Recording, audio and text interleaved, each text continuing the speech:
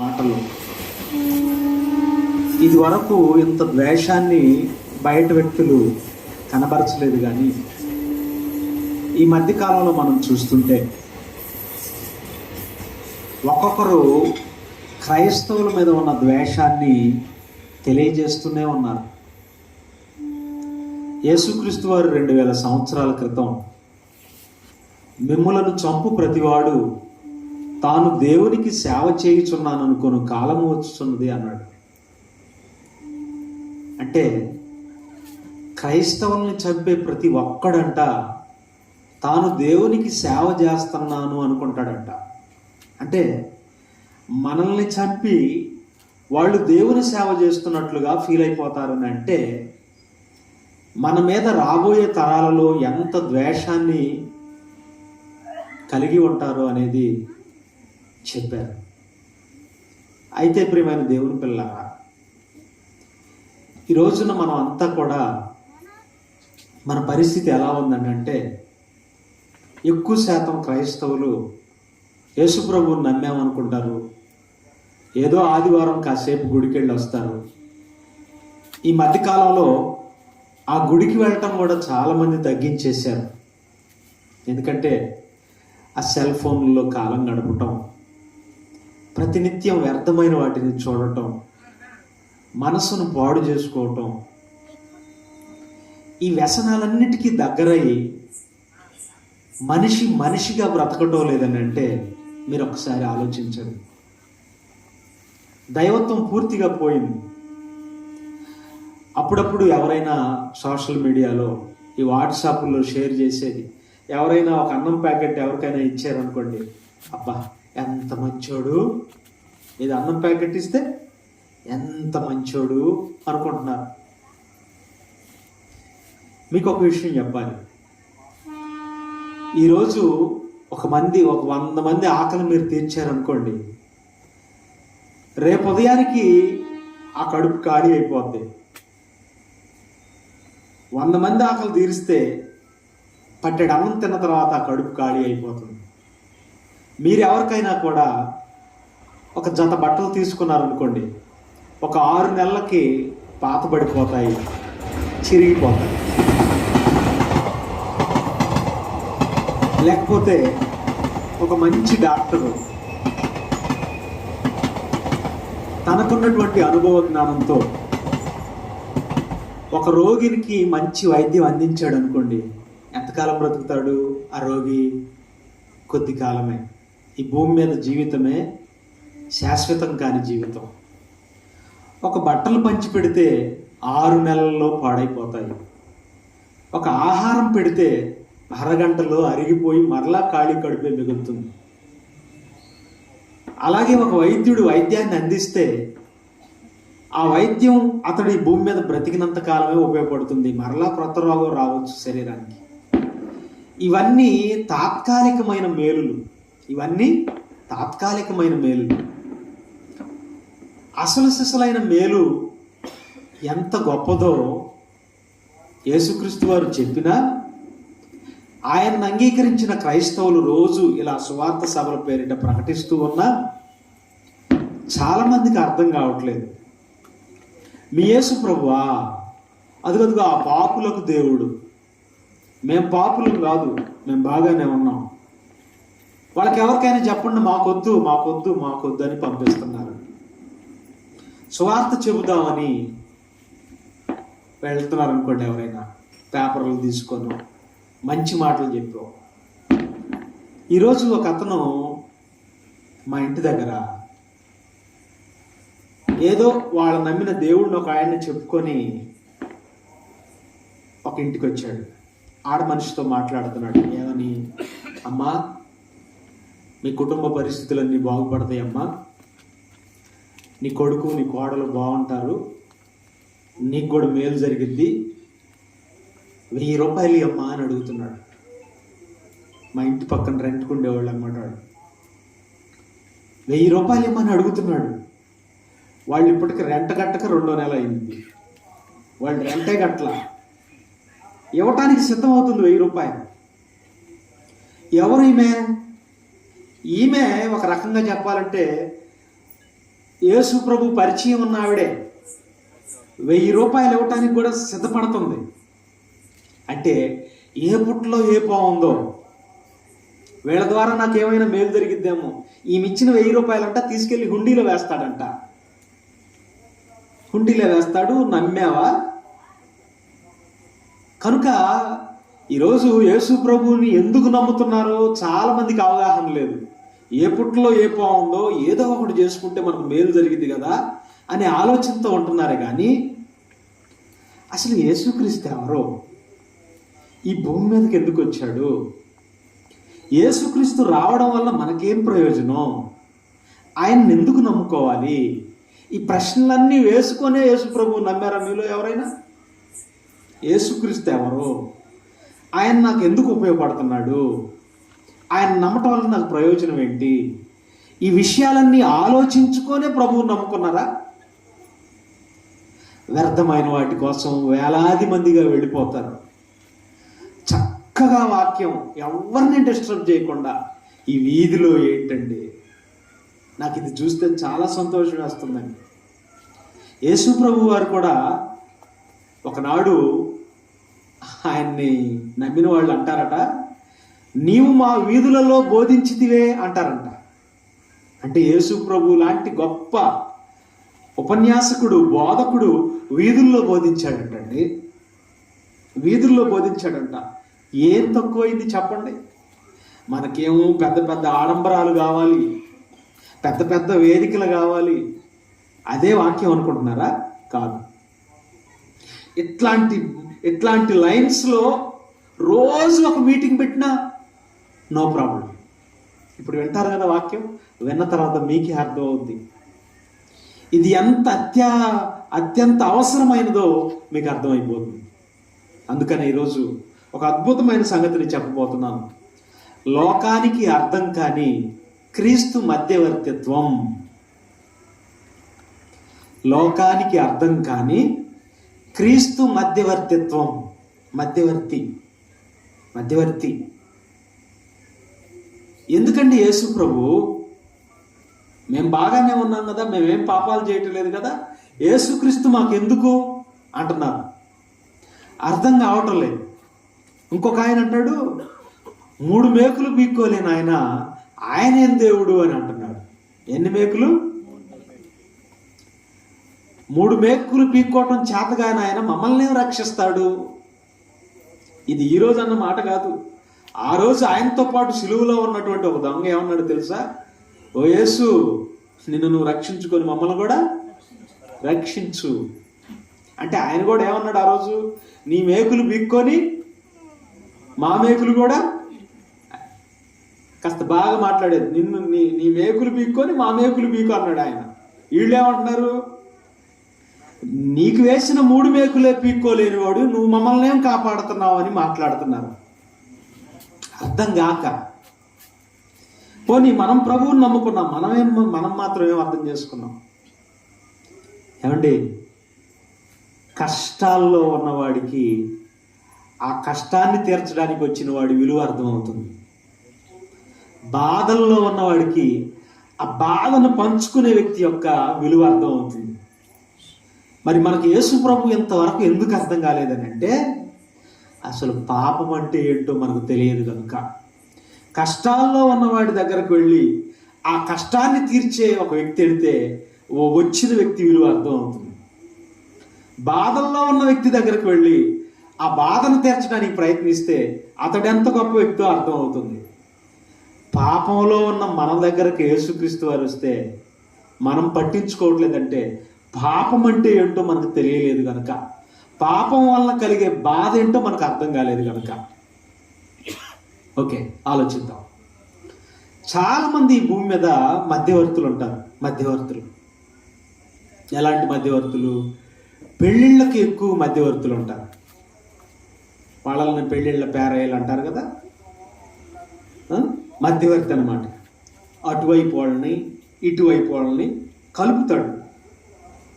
అమ్మాయి తరపున వాళ్ళని, అబ్బాయి తరపు వాళ్ళని, వాళ్ళ ఆలోచనలు వాళ్ళవన్నీ కలిపేసి ఏం చేస్తాడని అంటే వాళ్ళకి సంబంధాన్ని సెట్ చేస్తాడు. అంటే మధ్యవర్తి. అంటే అటువైపు వాళ్ళని ఇటువైపు వాళ్ళని కలిపేది మధ్యవర్తిత్వం అయితే, ఇక తర్వాత కోర్టులో కూడా మీరు గమనిస్తే అటువైపు వాళ్ళకి ఇటువైపు వాళ్ళకి లాయర్ ఉంటాడనమాట, లాయర్. మధ్యవర్తిత్వం అనేది చాలా క్లిష్టమైనది, చాలా క్లిష్టమైనది. నేను ఒక వ్యక్తికి మనీ ఇచ్చాను అనుకోండి, అతను పుచ్చుకున్నాడు, నేను ఇచ్చాను, సరిపోయింది, మేమే మాట్లాడుకుంటాం బాగున్నంత వరకు. కానీ మధ్యలో ఉంటాడు చూసారా మధ్యవర్తి, అటు వ్యక్తికి ఇటు వ్యక్తికి తెలిసినోడు ఉంటాడు మధ్యవర్తి. ఈ మధ్యవర్తికి చెప్తారు, నాకు కాస్త డబ్బులు కావాలి, ఇప్పించవా అని. మంచితనాన్ని బట్టి అతడు వేరే వాళ్ళ దగ్గర మనీ ఇప్పిస్తాడు. ఇక అతను ఇవ్వలేదనుకోండి, ఈ మధ్యవర్తి పడే క్షోభ మామూలు క్షోభ కాదండి. చూసారా, మధ్యవర్తి చాలా బాధలు పడుతూ ఉంటాడు. అయితే ప్రియమైన దేవుని పిల్లలారా, ఈ లోకానికి యేసుక్రీస్తు వారి యొక్క మధ్యవర్తిత్వం అర్థం కాలేదు. చూడండి, అందుకనే ఏమంటున్నాడు చూడండి ఒకసారి. మధ్యవర్తిత్వం ఎందుకు చేయవలసి వచ్చింది అని ఆలోచిస్తే, యోబు గ్రంథము 33వ అధ్యాయము 23వ వచనం చూడండి. లోకమంతా మధ్యవర్తి కోసం ఎదురు చూసింది. యోబు గ్రంథము 33వ అధ్యాయము 23వ వచనం. నరులకు యుక్తమైనది ఏదో దానిని వానికి తెలియజేయుటకు వేలాది దూతలలో ఘనుడగు ఒకడు వానికి మధ్యవర్తి అయి ఉండిన ఎడలా, నరులకు యుక్తమైనది ఏదో దానిని వానికి తెలియజేయుటకు. నరులకు యుక్తమైనది, మనుషులకు మంచిది తెలియజేయటానికి వేలాది దూతలలో ఘనుడగు ఒకడు వారికి ఉండిన ఎడల, మధ్యవర్తి అయి ఉండిన ఎడల, వేలాది దూతలలో. అంటే ఒకనాడు యేసుక్రీస్తు వారు రాకమునుపు లేఖనాల్లో ఏమి రాయబడి ఒక వ్యక్తి కోసం ఎదురు చూస్తున్నారు తెలుసా? నరులకు యుక్తమైనది ఏదో దానిని వానికి తెలియజేయుటకు వేలాది దూతలలో గనుడగు ఒకడు వానికి మధ్యవర్తి అయి ఉంటే ఎంత బాగుండేది. వేలాది దూతలు అనగానే మీరు 2 రెక్కలతో ఎగురుతూ, 2 రెక్కలతో ముఖాన్ని కప్పుకుంటూ, 2 రెక్కలతో కాళ్ళను కప్పుకుంటున్నటువంటి ఆలోచనలోకి మీరు వెళ్ళకండి. దూతలు అనగా ఒక మంచి వార్తను తీసుకొచ్చేవాళ్ళు. ఒక రకంగా చెప్పాలి అంటే మధ్యవర్తులు. పోస్ట్ మ్యాన్ ఉన్నాడు చూసారా, పోస్ట్ మ్యాన్. తండ్రి తన బిడ్డకు పంపించినటువంటి ఉత్తరాన్ని తీసుకొచ్చేది పోస్ట్ మ్యాన్, మధ్యవర్తి. తండ్రి తన బిడ్డలకు పంపినటువంటి డబ్బుని మనీ ఆర్డర్ రూపంలో, ఇదివరకు మనీ ఆర్డర్ వచ్చేదండి. మనీ ఆర్డర్ ఇప్పుడంటే ఊరికి అట్లా కొట్టి పడేస్తున్నారు అనమాట. ఎంతంటే అంత, ఫోన్పే కొట్టు. ఏంది కొట్టేది? కొట్టటమే. చూసారా? కానీ ఒకప్పుడు తండ్రి పంపించినటువంటి ఆ డబ్బులు తీసుకోవడానికి మనీ ఆర్డర్ కింద కొంచెం ప్లేస్ ఉంటుంది అనమాట, కొంచెం ప్లేస్ ఏమైనా రాసుకోవటానికి. బిడ్డకి ఫోన్లు లేవు కదండి. నాన్న నువ్వు బాగా చదువుకోవాలి నాన్న, మేము ఎంతో కష్టపడి నీకు డబ్బులు పంపిస్తున్నాం, బాగా చదువుకోవాలి నాన్న అని చిన్న కింద ఉంటుంది, మనీ ఆర్డర్ ఫామ్ కింద ఉంటుంది అనమాట, రాసి పంపించేవాడు. నేను కూడా పిడుగురాళ్ళలో చదువుకున్నప్పుడు, హాస్టల్లో చదువుకున్నప్పుడు మా నాన్నగారు మనీ ఆర్డర్ పంపించేవాళ్ళు. అక్కడ రాసేవాడు అనమాట, నాన్న జాగ్రత్తగా చదువుకోవాలి నాన్న అని. భలే సంతోషంగా ఉండేది. ప్రియమైన దేవుని పిల్లలారా, ఆలోచించండి. తండ్రి ఆలోచన, తండ్రి మనస్సును చేరవేస్తుంది, తన కుమారుడికి చేరవేస్తుంది ఒక పోస్ట్ మ్యాన్ అయితే పరలోక సంబంధ తండ్రి, మన ఆత్మలకు తండ్రి అయిన దేవుడు ఈ లోకానికి మధ్యవర్తులను పంపించడానికి ప్రయత్నిస్తున్నాడు. వేలాది దూతలలో గనుడగు ఒకడు వానికి ఉండిన ఎడల ఎంత బాగుంటుంది. వేలాది దూతలు, ఎంతోమంది ఈ లోకానికి యేసుక్రీస్తు వారు రాకపూర్వం న్యాయాధిపతులు, ప్రవక్తలు, రాజులు అందరూ దేవుని తరపున వచ్చారు. కానీ వాళ్ళు కాదట, గనుడు మధ్యవర్తి అయి ఉండిన ఎడల ఎంత బాగుంటుంది. అంటే మధ్యవర్తి అంటే నిజంగా ప్రియమైన దేవుని పిల్లారా, మధ్యవర్తిగా వచ్చే వ్యక్తి. ఇప్పుడు కొంతమంది రియల్ ఎస్టేట్ వ్యాపారాలు కూడా చేస్తున్నారు కదా మధ్యవర్తులు. అసలైన యజమానికి నీకు ఇది ఎంత రేటు నీకు అప్పచెబుతాం. ఒక ప్లాట్ అనుకోండి, నీకు 30 లక్షలు అప్పచెబుతాం. ఆయన కూడా అంటాడు, నాకు 30 లక్షలు అప్పచెప్పండి చాలు, ఇంక పైన ఎంత వచ్చినా మీరు తీసేసుకోండి అని అంటాడు అనమాట. కనుక ఇవాళ మీరు ఆలోచిస్తే మధ్యవర్తికి యజమానికి మధ్య ఏం జరిగిందో మనకు తెలియదు. మధ్యవర్తికి తర్వాత ఆ యజమానికి, ఆ స్థలం యజమానికి మధ్య ఏమేమి జరిగాయో మనకు తెలియదు. అవన్నీ వాళ్ళకే తెలుసు అన్నమాట. ఇలా మీరు ఆలోచించగలిగితే లోకానికి యేసుక్రీస్తు అనే మధ్యవర్తి రావడానికి ఏమి కారణమై ఉంటుంది? అసలు ఈ ప్రపంచానికి ఉన్న సమస్య ఏంటి? అందరం బాగానే ఉన్నాం కదండి.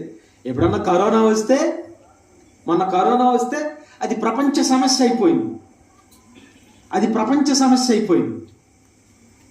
అప్పుడు చాలా జాగ్రత్తలు తీసుకున్నాం. మళ్ళా రాబోతుందంట. బెంగళూరులో 2 కేసులు వచ్చేసాయి. ఏమంటే ఆలోచించండి, మళ్ళీ ఏదో రాబోతుందంట. కనుక ఇవన్నీ ఆలోచిస్తూ ఉంటే ప్రపంచానికి ఒక వైరస్ కొన్ని నెలల్లోనే స్ప్రెడ్ అయిపోయింది. మరి ప్రపంచానికి దేవుని వాక్యం స్ప్రెడ్ అయిందా? అంత వేగంగా స్ప్రెడ్ అయిందా? స్ప్రెడ్ అవ్వలా. ఏవి? ఆయన నమ్ముకున్న వాళ్ళు పనిచేస్తే కదా.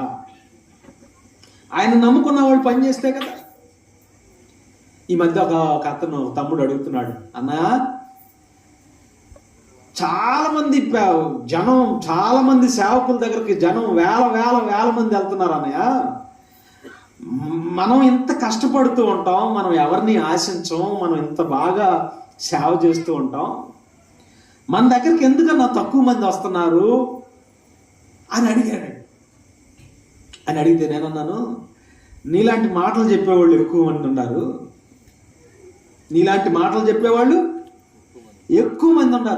అందుకనే మన దగ్గరకు తక్కువ మంది వస్తున్నారు. అంటే మాటలు కాదు చెప్పవలసింది. ఏం చెప్పాలి? ఇదిగో పని చేయాలి. ఈ గంట వాక్యం మీకు వినిపించడం కోసం సోదరులంతా ఎంత కష్టపడ్డారండి. పాంప్లెట్లు వేసి, ఏమండి అందరిని పిలిచి అందరికీ భోజనాలు ఏర్పాటు చేసి, మళ్ళీ భోజనాల సంగతి నాకు తెలియదండి, ఏదో అంటున్నాను, తర్వాత లేదని బాధపడద్దు. అచ్చా, ఈ మధ్యకాలంలో మీటింగ్స్ అంటే భోజనాలు రాకపోతే మీటింగ్లు రావట్లేదండి. భోజనాలు ఉండయా అని వస్తున్నారు. ఏం తినలేదా ఇంతవరకు? అసలు ఈ వాక్యం ఎంత గొప్పది చెప్పండి. ఈ వాక్యం అందించటమే చాలా గొప్ప సంగతి. ఏంటో ఎప్పుడు భోజనం ముఖం ఎరగనట్టుగా భోజనాల కోసమే వస్తున్నారే తప్ప బోధ కోసం రావట్లేదు. మీరు వచ్చారు, మంచి సంతోషం. అంటే భోజనాలు ఉన్నాయో లేవో తెలియకుండానే మీరు వచ్చారు, చాలా సంతోషం. అందుకని చెప్పబోతున్నాను ప్రియమైన దేవుని పిల్ల, ఎందుకు యేసుక్రీస్తు వారి మధ్యవర్తిత్వం ఈ లోకానికి అవసరమైంది? ఎందుకు అవసరమైందంటే, వినండి, జాగ్రత్తగా వినండి. ఈ ప్రపంచం యేసు ప్రభు వచ్చే సమయానికి ఎలా ఉందో చూద్దాం ఒకసారి. అపోస్తలుడైన పౌలు గారు తిమోతికి రాసిన 2వ పత్రిక 3వ అధ్యాయం 1వ వచనం నుంచి, అంత్య దినములలో అపాయకరమైన కాలములు వచ్చునని తెలుసుకొనుము. ఎలాగనగా మనుషులు స్వార్థప్రియులు. చూసారా, మనుషులు స్వార్థప్రియులు. స్వార్థం అంటే ప్రపంచ మనుషులందరి సైకాలజీ అంతా కూడా ఈ ఒక్క వచనంలో చెప్పేసేది. సైకాలజీ కోసం పెద్ద పెద్ద పుస్తకాలు చదవాల్సిన పని లేదు. చిన్నపిల్లల సైకాలజీ, వృద్ధాప్యంలో ఉన్న వాళ్ళ సైకాలజీ, కుర్రాళ్ళ సైకాలజీ, ఇవన్నీ సైకాలజీలు ఇక్కడే ఉన్నాయి అన్నమాట. మనుషులు స్వార్థప్రియులు, ధనాపేక్షులు. ముందు స్వార్థం, తనకేం కావాలి. ఇక్కడ స్వార్థం దగ్గరే మోసం జరిగిద్దండి. స్వార్థం ఉంటేనే మోసం జరిగిద్దండి. ఎట్లాగో చెప్పమంటారా? యేసుక్రీస్తు వారు శిష్యులు అడుగుతున్నారు, నీ రాకడకు యుగ సమాప్తికి సూచన లేవయ్యా, నువ్వు వస్తానంటున్నావు, నువ్వు వచ్చే సమయానికి ఈ ప్రపంచం అంతమైపోవద్దు అంటున్నావు, నీ రాకడకు యుగ సమాప్తికి సూచన లేవయ్యా అని అడిగితే ఆయన మొట్టమొదటి చెప్పిన మాట ఏంటో తెలుసా? మిమ్మల్ని ఎవడు మోసపరచనీయకుండా చూసుకోండి. అదేంటి అంటే, నువ్వు వచ్చే సమయానికి ఒక గుర్తు చెప్పయ్యా అని అడిగితే మిమ్మల్ని ఎవడు మోసపరచనీయకుడి అన్నాడు. అంటే మిమ్మల్ని మోసం చేసేవాళ్ళు ఉంటారు. మోసపోయావా? మిమ్మల్ని ఎవడు మోసపరచనీయకుడి అంటే మనుష్యులే మీ దగ్గరకు వస్తారు, మిమ్మల్ని మోసం చేస్తారు, మీరు మోసంలో పడిపోతారు. పడిపోయిన తర్వాత నువ్వేమనాలో తెలుసా? ఏమంటే నన్ను చాలామంది మోసం చేశారండి అని అనకూడదు. నువ్వు ఎవరు మోసం చేయటానికి వచ్చినా మోసాన్ని పసిగట్టాలి. మోసాన్ని పసిగట్టాలి. స్వార్థం గూడు కట్టుకున్న ప్రతి ఒక్కళ్ళు కూడా మోసం చేయడానికి ప్రయత్నిస్తూ ఉంటారు. బాగా ఆలోచించండి. మనం క్రైస్తవులు ఊరికే ప్రతిదాన్ని నమ్మకూడదు. ప్రతి మనిషి మాటను గమనించాలి, మోసాన్ని అరికట్టాలి. మనుషులు స్వార్థప్రియులు, ధనాపేక్షులు. అంటే డబ్బు కోసం స్వార్థం ఉన్నవాడు మోసం చేసి డబ్బును ఆశిస్తాడు. వెంటనే సీక్వెన్స్ ఎలాగ చెప్పాడు చూడండి.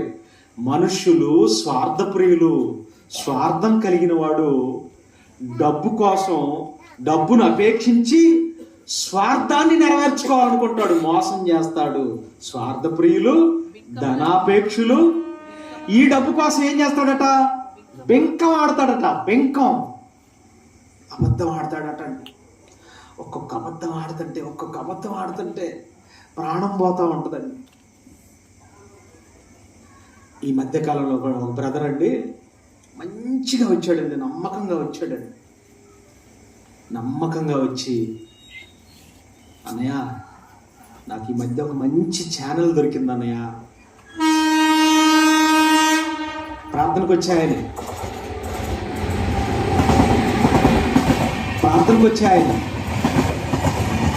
ఎలా మోసం చేస్తారో మీకు చెప్తున్నానమ్మా.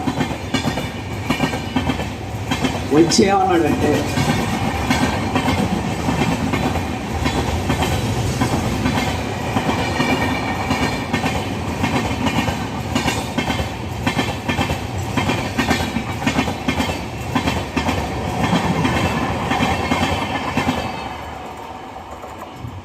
ఎలా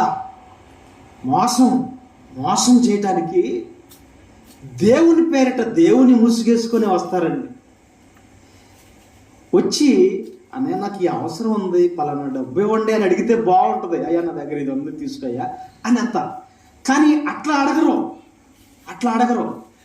వేరే ముసుగేసుకొని వచ్చేస్తారు. వచ్చి నా దగ్గరికి వచ్చాడు, అన్నయ్య నాకు ఒక ఛానల్ దొరికింది, పొలిటికల్గా ఒక ఛానల్ దొరికింది, జాబ్ కావాలి అని అంటే నన్ను కన్సల్ట్ అవ్వండి అన్నయ్య, మన వాళ్ళకు మేలు చేద్దాం అన్నాడు. మేమెంత మన దేవుడు మనిషి అంటే మాత్రం ఎందుకోనండి నమ్మేస్తామండి.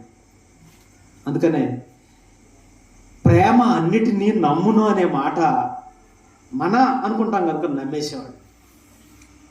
నమ్మేస్తే ఎంత అని డబ్బులు తీసేసుకున్నాడు. వాళ్ళకి ఉద్యోగాలు ఇప్పిస్తామని సెప్టెంబర్ 30వ తేదీని ఇచ్చామండి డబ్బులు. నా తరపు నుంచి. అంటే నేనే మధ్యవర్తిని. సెప్టెంబర్ 30వ తేదీని ఇచ్చానండి. ఆ రోజు నుంచి ఈ రోజు వరకు చెప్పిన మాట చెప్పకుండా ఎంత ఇబ్బంది పెడుతున్నాడంటే అంత ఇబ్బంది పెడుతున్నాడు. చెప్పిన మాట చెప్పకుండా. నిజమండి. అంటే ఆలోచించండి, నీ రాకడకు యుగ సమాప్తికి సూచనలు ఏవంటే ఎవడును మిమ్మును మోసపరచనివ్వకుండా చూసుకోండి అన్నాడు. అందరూ కష్టాల్లోనే ఉన్నారు, అందరూ బాధల్లోనే ఉన్నారు. ఈ బాధల్లో ఒక్కొక్కరిని ఆదుకోవాలనిపిస్తుంది, ఒక్కొక్కళ్ళకి చెయ్యందించాలనిపిస్తుంది. తప్పు కాదు. కానీ ఈ సమాజం అంతటిని చూసి క్రైస్తవులు కూడా చెడిపోయారు. మీ మాట అవునంటే అవును, కాదంటే కాదు అని ఉండాలని నిర్ణయించుకొని వచ్చిన క్రైస్తవులు కూడా మాట తప్పుతున్నారు, మోసాలకు పాల్పడుతున్నారు. చూడండి, మనుషులు స్వార్థప్రియులు, ధనాపేక్షులు, బెంకములాడువారు. అంతే కదా, తన స్వార్థాన్ని నెరవేర్చుకోవడానికి, తనకు డబ్బు దగ్గర చేసుకోవడం కోసం బెంకం ఆడేస్తున్నారు, అబద్ధం ఆడేస్తున్నారు. ఆ తర్వాత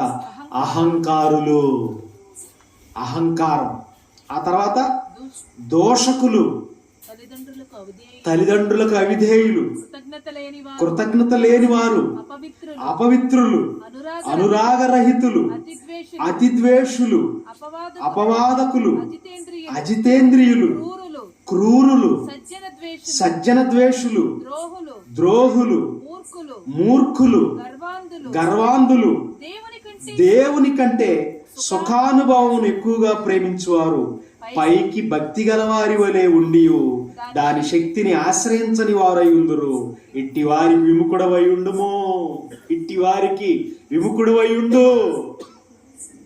అంటే లోకమంతా ఈ గుణాలతో పితృహంతకులు, మాతృహంతకులు, చెడ్డవారు, క్రూరులు, సజ్జన ద్వేషులు, వీళ్ళందరితో నిండిన ఈ సమాజంలో ఎలా బ్రతకాలండి? ఎవరిని నమ్మాలి? ఏం పని చేస్తాం? దేవుని పని ఏం పని చేస్తాం చెప్పండి? అక్రమము విస్తరించుట చేత అనేకుల ప్రేమ చల్లారును. జాలున్నా, దయుండా ఒక మనిషికి మేలు చేయలేని పరిస్థితి ఈరోజు. జాలున్నా, దయున్నా మేలు చేయలేని పరిస్థితి. ఎందుకంటే అక్రమం విస్తరిస్తుంది. అక్రమం రోజు రోజుకి పెరిగిపోతుంది. 2000 సంవత్సరాల క్రితం యేసుక్రీస్తు వారు అక్రమం విస్తరిస్తుంది అన్నాడు. విస్తరించింది, ప్రపంచాన్ని ఆక్రమించింది. అంత మోసాలు.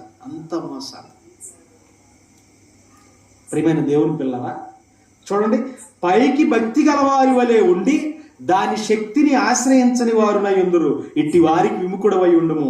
పాపభరితులై నానా విధములైన దురాశల వలన నడిపింపబడి, పాపభరితులై నానా విధాలైన దురాశల చేత నడిపింపబడుతున్నాడు. మనిషిని ఎవరు డ్రైవ్ చేస్తున్నారు తెలుసా? మనిషిని ఎవరు నడిపిస్తున్నారు తెలుసా? దురాశలే నడిపిస్తున్నాయి మనిషిని. ఈరోజు ఒక మనిషి ఇంట్లో నుంచి కాలు బయట పెట్టాడంటే ఏదో ఒక దురాశ. ఎవరినో ఒకరిని మోసం చేయాలి, ఎవరినో ఒకరు అమాయకుడిని ఏదో ఒకటి మోసం చేయాలి, బ్రతకాలి అని చూస్తున్నాడే తప్ప అసలు ఈ వాక్యాన్ని నమ్మి పరలోకానికి వెళ్ళాలన్న ఆలోచనే లేదు. అంటే యేసుక్రీస్తు ఈ సమాజంలోకి వచ్చే సమయానికి ఎలా ఉందో తెలుసా? ఈ ప్రపంచం అస్తవ్యస్తం అయిపోయింది, పాడైపోయింది. దేవుడేమో నేను పరిశుద్ధుడినై ఉన్నాను కనుక మీరు పరిశుద్ధులై ఉండండి అన్నాడు. దేవుడు పరిశుద్ధుడు. ఆయన పిల్లలు మనం కూడా పరిశుద్ధులుగా ఉండాలని కోరుకున్నాడు. ఈరోజు ఒక మనిషి, ఒక తండ్రి తాను వ్యసనాల చేత పీడింపబడుతున్నాడు అనుకోండి. ఆ మత్తులో ఉన్నప్పుడు, ఆ మత్తు వదిలిన తర్వాత తన బిడ్డను దగ్గరకు పిలిచి, ఒరే నాన్న, నా జీవితం ఎటు పాడైపోయింది, నువ్వు బాగుండాలిరా, నువ్వు బాగా చదువుకోవాలిరా అని చెప్తాడు. అంటే ఈ భూమి మీద ఉన్న తండ్రి తన స్థితి బాగోకపోయినా కూడా తన బిడ్డల జీవితం బాగుండాలని కోరుకుంటున్నాడు. అంటే తాను చెడ్డవాడై ఉండి పిల్లలు బాగుపడాలని కోరుకుంటున్నాడు. చెడ్డవాడు పిల్లలు మంచిగా ఉండాలని కోరుకుంటున్నాడు. మరి మన పరలోకపు తండ్రి నేను పరిశుద్ధుడినై ఉన్న ప్రకారం మీరు కూడా పరిశుద్ధులుగా ఉండండి అంటున్నాడు. నాలో ఏదైనా లోపం ఉందా చూడండి. నేనేమైనా లోపం చేస్తే మీరు కూడా అట్లాగే ఉండాలి. నేను పరిశుద్ధుడు కనుక మీరు కూడా పరిశుద్ధులుగా ఉండాలనుకుంటున్నాను. ఇప్పుడు పరిశుద్ధుడైన దేవునికి మనం పిల్లలం కావాలి అని అంటే, మధ్యవర్తి రావాలి. మధ్యవర్తి వస్తే కానీ అసలు యేసుక్రీస్తు వారు ఈ భూమి మీదకి ఎందుకు వచ్చాడో, అసలు ఈ బోధలు ఎందుకు చెప్పాలి, ఈ బోధలన్నీ ఎందుకు చెప్పాలి? నరులకు యుక్తమైనది ఏదో వారికి తెలియచేయుటకై వారి మధ్య వేలాది దూతల్లో గరుడకు ఒకడు వాని యొద్దకు పంపబడితే ఎంత మేలు. చూడండి, మరి పరిశుద్ధుడైన దేవునికి పరిశుద్ధులైన పిల్లలు కావాలంటే ఏం జరిగింది? ఒకవైపు ఏమో దేవుడు పరిశుద్ధుడు, మన పరిస్థితి ఏమో పాపం చేత ఉన్నాం. పాపం చేత ఉండటం అంటే ఒక్కసారి మీకు బాగా అర్థమయ్యేటట్టు చెప్తా.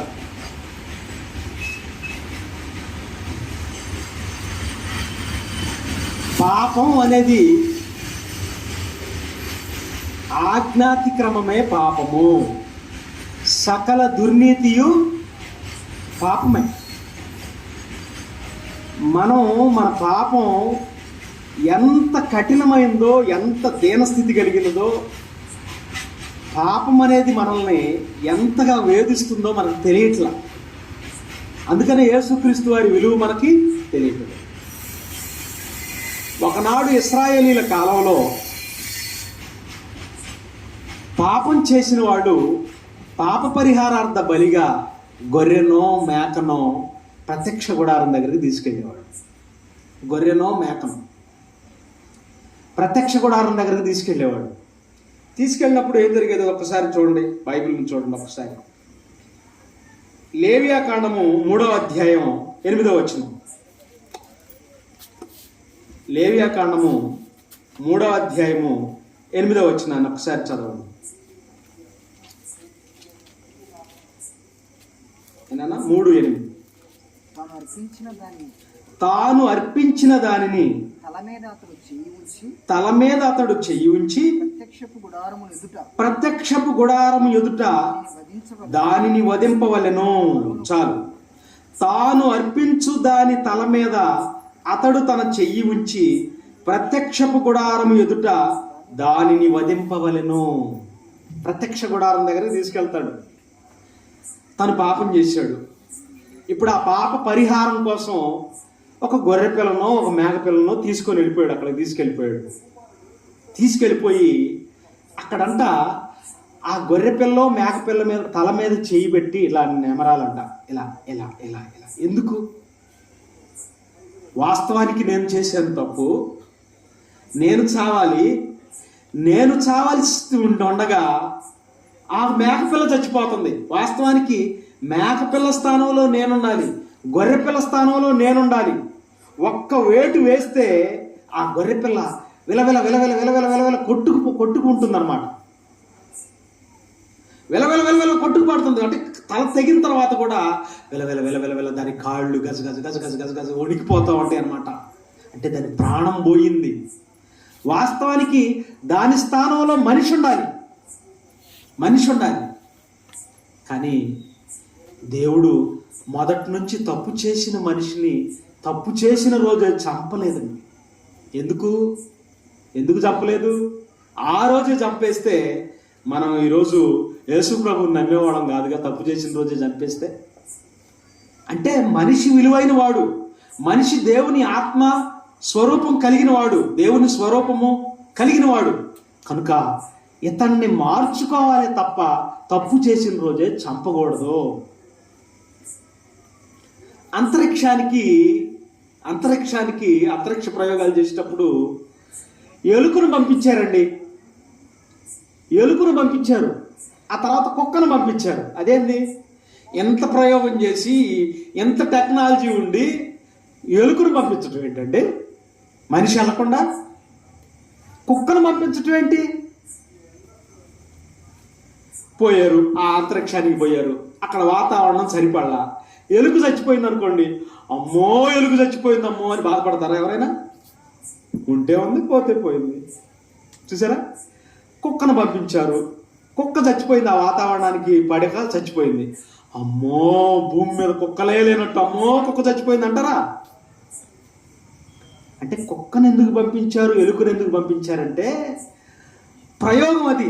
ఆ ప్రయోగంలో మనిషి చచ్చిపోతే తిరిగి రాడు, అవి చచ్చిపోయినా ప్రాబ్లం లేదు. ఎలుకను ఎందుకు పంపించారంటే దాని క్రోమోజోముల సంఖ్య మన క్రోమోజోముల సంఖ్య కాస్త దగ్గరగా ఉంటాయి కనుక ఎలుకను పంపించారు. అంటే ప్రయోగంలో తొలిసారిగా మనిషి ఆ ప్రయోగ ఫలితాలను అనుభవించడం ఫస్ట్. అందుకని కొన్ని ట్యాబ్లెట్స్ తయారు చేసినప్పుడు కూడా జంతువులకి ఇస్తారు ఫస్ట్. ట్యాబ్లెట్స్ అయినా ఇంజెక్షన్ అయినా ముందు జంతువుల మీద ప్రయోగిస్తారు. ఈరోజు పరలోకమందున్న దేవుడు కూడా పాపానికి పరిహారాన్ని జంతువులకి ఇచ్చాడు ఫస్ట్. నువ్వు తప్పు చేసావు కదా, ఆ జంతువుని ప్రత్యక్ష గుడారం దగ్గరికి తీసుకెళ్ళు. అక్కడ ప్రత్యక్ష గుడారం దగ్గర యాజకుడు దాన్ని తల నరుగుతున్నప్పుడు ఆ నరకబోయే ముందు దాని తల మీద చెయ్యి పెట్టి ఇలా అంటే ఏంటి అర్థం? నేను తప్పు చేస్తే నువ్వు చచ్చిపోతున్నావా? తల మీద ఇలా అనేటప్పుడు నేను తప్పు చేస్తే నువ్వు చచ్చిపోతున్నావా అని ఇంకా రెండోసారి పాపం చేయకుండా ఉండటానికి ఇంకొన్ని మాటలు చూడండి. ఇదే లేవియాకాండం 16వ అధ్యాయం 21వ వచనం చూడండి. 16:21 లేవియాకాండము 16వ అధ్యాయము 21వ వచనం. అప్పుడు అహరోను సజీవమైన ఆ మేక తల మీద చూడండి. అప్పుడు అహరోను సజీవమైన ఆ మేక తల మీద తన 2 చేతులు ఉంచి ఇశ్రాయేలీల పాపములన్నీ అనగా వారి దోషములన్నీ వారి అతిక్రమములన్నీ దాని మీద ఒప్పుకొని ఆ మేక తల మీద వాటిని మోపి తగిన మనుష్యుని చేత అరణ్యములోనికి దానిని పంపవలెను. ఆ మేక వారి దోషములన్నిటినీ ఎడారి దేశమునకు భరించిపోవును. మనుష్యుల అతిక్రమాలు దోషాలు ఆ మేక మీద మోపారంట. దాన్ని ఒక మనుషుని చేత అరణ్యానికి పంపించారంట. అప్పుడప్పుడు అంటారు చూసారా, దేవుడు ఆవండి అంటారు. ఏమావు వదిలిపెట్టారండి, ఆవును వదిలిపెట్టారండి, ఆ ఆంబోతుని వదిలిపెట్టారండి. దేవుడావు అంటారు. అసలు అవి తిరుగుతూ ఉంటాయి, ఆ కొట్టు దగ్గర తిరుగుతూ ఉంటాయి, వాళ్ళని ఏమనరు. అట్లాగే మనుష్యుల దోషములన్నీ మనుష్యుల అతిక్రమములన్నీ ఆ మేక తల మీద మోపి దాన్ని అరణ్యానికి పంపించవలెను. అంటే మనుష్యుల దోషాలన్నీ భరిస్తుంది ఒక మేక, మనుష్యుల దోషాలన్నింటినీ భరిస్తుంది ఒక గొర్రె, ఒక పొట్టేలు.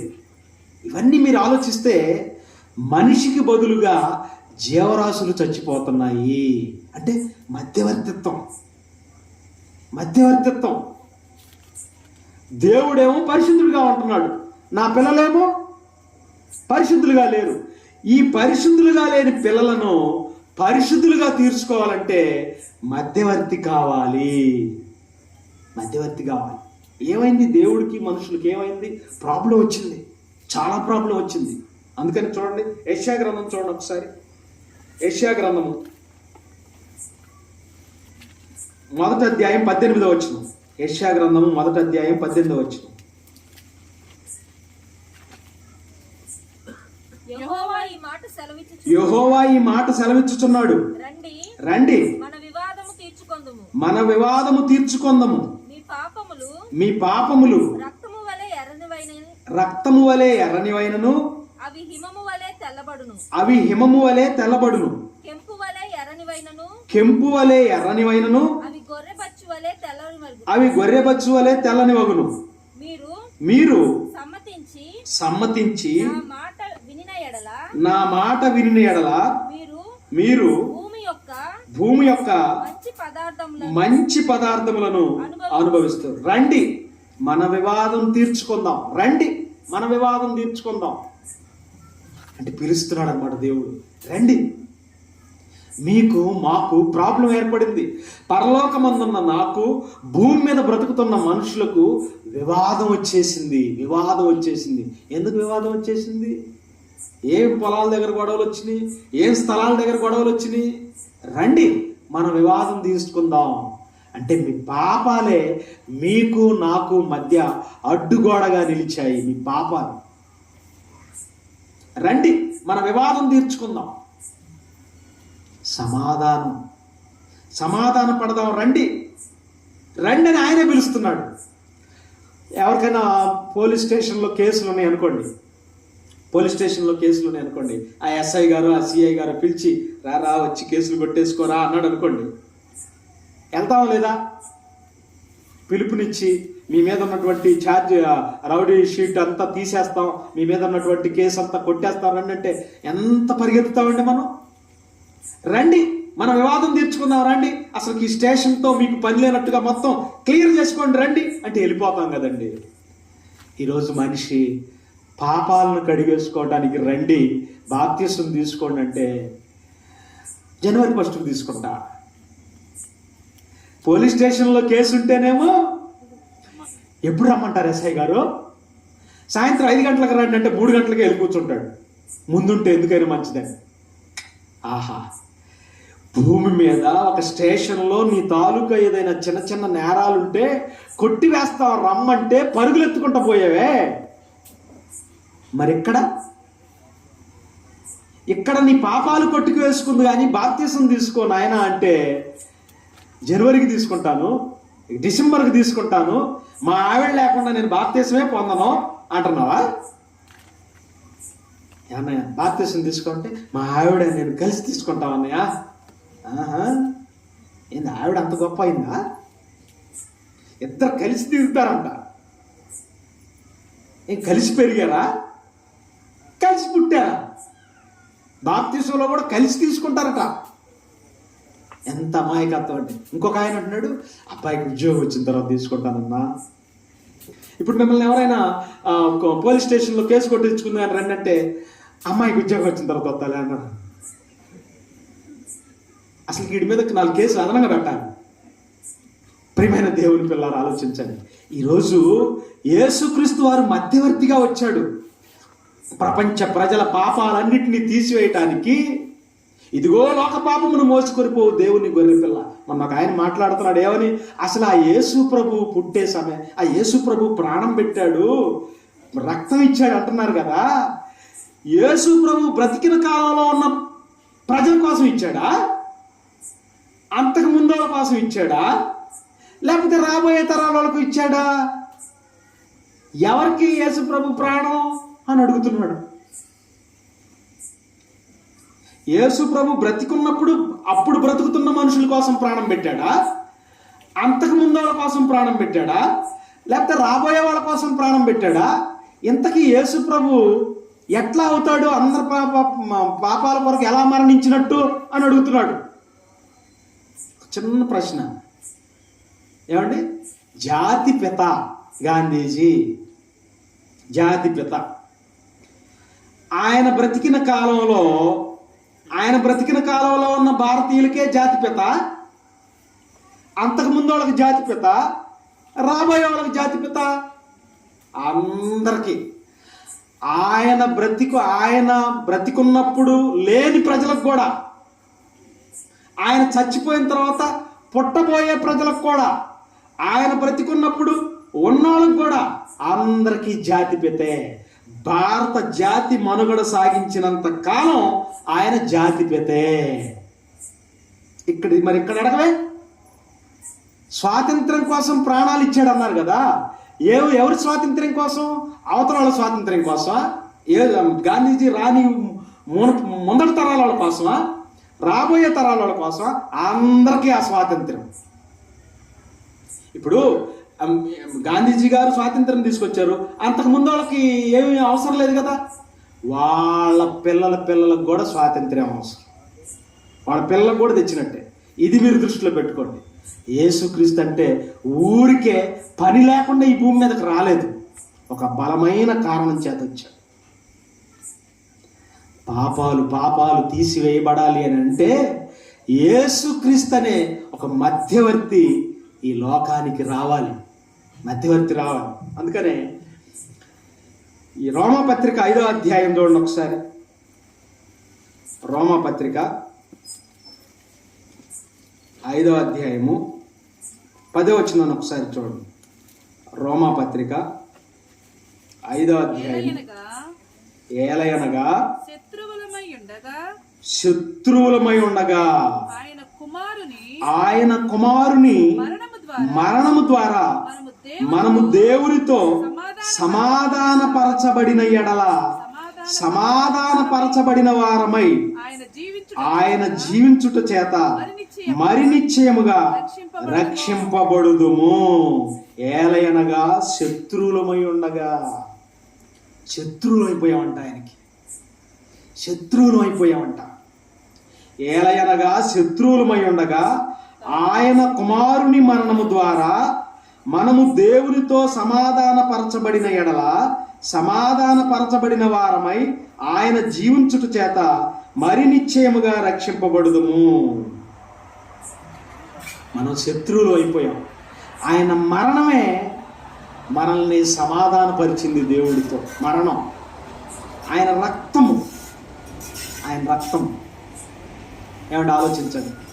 ఎవరైనా జైల్లో ఉన్నారనుకోండి, మనం ఏం చేస్తాం? బెయిల్ అంటే జైల్లో ఉన్న వ్యక్తిని బయటికి తీసుకురావాలంటే బెయిల్ కోసం కొంత డబ్బు ఖర్చు పెడతాం అన్నమాట. అంటే అతన్ని జైల్లో ఉన్న వాడిని బయటికి రప్పించడానికి మనం కొంత డబ్బు ఇచ్చేసాం, బెయిల్ రప్పించాం. అంటే అతన్ని బాహ్య ప్రపంచంలోకి తీసుకొచ్చాం, జైలు గోడల మధ్య నుంచి బాహ్య ప్రపంచంలోకి తీసుకొచ్చాం. అంటే విడుదల. బాగుంది. మరి మనం విడుదల, మనకు ఎక్కడి నుంచి విడుదల కలిగింది? మన పరిస్థితి ఏంటి ఒకసారి చూడండి. యెషయా గ్రంథము 5వ అధ్యాయం 18వ వచనం. మనం ఎక్కడున్నాం? ఒక వ్యక్తి జైలు గోడల మధ్య ఉంటే అతనికి బెయిల్ తీసుకొచ్చి బయటికి తీసుకొచ్చాం, విడుదల, రిలీజ్ అయ్యాడు. మనం ఎక్కడున్నాం? యెషయా గ్రంథం 5వ అధ్యాయం 18వ వచనం చూడండి. భక్తిహీనతయను త్రాళ్లతో దోషమును లాగుకొని వారికి శ్రమ. భక్తిహీనతను తాళ్ళు, భక్తిహీనత అనే తాళ్ళు. అంటే భక్తిహీనత అనే తాళ్ళుతో పాపాన్ని లాక్కుంటున్నామంట. మనం అంతా లాక్కుంటున్నామంట. అంటే ఎంత పోగేసుకుంటున్నామో పాపాన్ని, చాలా పోగేసుకుంటున్నాం పాపాన్ని. భక్తిహీనత అనే తాళ్లతో పాపమును లాగుకొని వారికి శ్రమ. బండి మోకుల చేత పాపమును లాగుకొని వారికి శ్రమ. బండి మోకులు పైన పెద్ద లోడ్ ఉంటది, ఆ లోడుని గట్టిగా ఉంచడం కోసం మోకులు వేసి లాగుతారనమాట. లోడు గట్టిగా ఉండటం కోసం మనం కూడా పాపాన్ని మన మీద అలాగే ఉంచుకుంటున్నాం, గట్టిగా లాగి కట్టేస్తున్నాం అనమాట, పోకుండా. ఇలా పాపంతో నిండి ఉన్న మనుషుల్ని యేసుక్రీస్తు మధ్యవర్తి అయి బయటికి తీసుకొస్తున్నాడు. ఎట్లా బయటికి తీసుకొస్తున్నాడు? ఒకనాడు యోసేపు ఉన్నాడు కదా, యాకోబు గారి కొడుకు, అమ్మేసుకున్నారు, ఇష్మాయేలుకి అమ్మేసుకున్నారు. ఎంత కొన్నారట యోసేపుని? 20 తులాల వెండికి కొన్నారంట. వెండికి కొన్నారంట. 20 తులాల వెండి ఇష్మాయేలీలు వీళ్ళకిస్తే, అన్నలకిస్తే 20 తులాల వెండికి అమ్మేశారంట. ఇప్పుడు యోసేపుని ఎవరైనా కాపాడాలనుకున్నారనుకోండి, ఆ 20 తులాల వెండి వాళ్ళకి ఇచ్చేసాడు అనుకోండి, అప్పుడు యోసేపు రిలీజ్ అయిపోతాడు. ఇదంతా మీకు అర్థమైతే యేసుక్రీస్తు వారు మనల్ని రక్షించడానికి, మనల్ని కాపాడటానికి ఆయన ప్రాణమే మనకు క్రయధనమైంది. క్రయం అంటే జైలు గోడల మధ్య ఉన్న ఒక వ్యక్తిని బయటికి తీసుకురావడానికి బెయిల్కి నువ్వు ఖర్చు పెట్టిన డబ్బు అతన్ని బయటికి తీసుకొచ్చింది. ఇష్మాయేలీల దగ్గర నుంచి యోసేపును బయటికి తీసుకురావాలనుకుంటే 20 తులాల వెండిస్తే సరిపోద్ది, బయటికి రావచ్చు. మరి మనం భక్తిహీనత అనే పాపాల చేత కట్టబడి ఉన్నాం. మనం అందరం ఫ్రీగా ఉన్నాం అనుకుంటున్నారేమో. కాదు, ఒక్కొక్కళ్ళు ఒక్కొక్క పాపంతో కట్టబడి ఉన్నారు. ఒక్కొక్కళ్ళు బెట్టింగ్, క్రికెట్ బెట్టింగ్, ఆన్లైన్ బెట్టింగ్తో కట్టబడి ఉన్నారు. వాళ్ళకి బయటికి తీసుకున్నారు. వ్యసనాలు. జోదం ఒక వ్యసనం, మద్యపానం ఒక వ్యసనం, తాగుబోతనం అదొక వ్యసనం. ఏమండి, ఇలా మీరు ఆలోచిస్తే ప్రతి వ్యసనంతో ఒక్కొక్కళ్ళు స్వార్థం ఒక వ్యసనం, ధనం ఒక వ్యసనం. ప్రతి వ్యసనంతో మనిషిని ఆల్రెడీ సాతాను ఏం చేసిందంటే ఎక్కడికక్కడ కట్టి పడేసింది, బయటికి రాకుండా. ఇప్పుడు ఆ కట్లు దంచాలి. ఈ కట్లు దంచాలి అంటే వాక్యం ప్రకటింపబడాలి. ఆ కట్లలో నుంచి బయటికి రావాలంటే వాక్యం చాలా అవసరం అండి. వైరస్కి వ్యాక్సిన్ ఎంత అవసరమో ఆత్మకి వాక్యం అంత అవసరం. ఆత్మరోగం చేత పీడింపబడుతున్న వాళ్ళకి వాక్యం అంత అవసరం. వ్యాక్సిన్ వేయించుకున్నారు కరోనాకి. వైరస్కి వ్యాక్సిన్ అవసరం, ఆత్మకి వాక్యం అవసరం. ఈ వాక్యం గురించి ఎవరో పట్టించుకోవట్లేదు. ఎట్లా పడితే అట్లా బ్రతికేస్తున్నారు. అసలు ఎన్ని వార్తలండి. అసలు ఏ సమాజంలో బ్రతుకుతున్నాం అనిపిస్తుందండి. ఒక్కొక్కళ్ళ వికృత చేష్టలు అన్నీ మనకి సీసీ కెమెరాల ద్వారా చాలా మంది చూపిస్తున్నారు. వీళ్ళు ఎలా చేస్తున్నారు. భార్యను మోసం చేసే భర్తను మోసం చేసే భార్య. అసలు రకరకాలుగా ఉన్నారనమాట. ఇలాంటి వాళ్ళని బయటికి తీసుకురావాలి అంటే వాళ్ళని ప్రాణంతో ఉంచాలి. అందుకనే బాప్తిస్మంలో మనం ఏమైపోతాం తెలుసా? చచ్చిపోతాం. బాప్తిస్మంలో ఏమైపోతాం? మనం చచ్చిపోతాం. ఒక చిన్న మాట ఆలోచించండి. మన మీద ఉన్న కేసులన్నీ కొట్టివేయబడాలంటే, ఒక వీరప్పన్ మీద చాలా కేసులు ఉన్నాయి అనుకోండి, చచ్చిపోయిన తర్వాత ఆ కేసులన్నీ కొట్టేస్తారా లేదా? కొట్టేస్తారు. ఎందుకు కొట్టేశారు? ఒక మనిషి చచ్చిపోతే కేసులన్నీ కొట్టేస్తారు. ఇక అతని ఫైల్ అంతా క్లోజ్ అయిపోద్ది. ఇక చచ్చిపోయాడు కనుక. మరి మనం కూడా బాప్తిస్మం ముందు ఏమైపోతున్నాం? చచ్చిపోతున్నాం.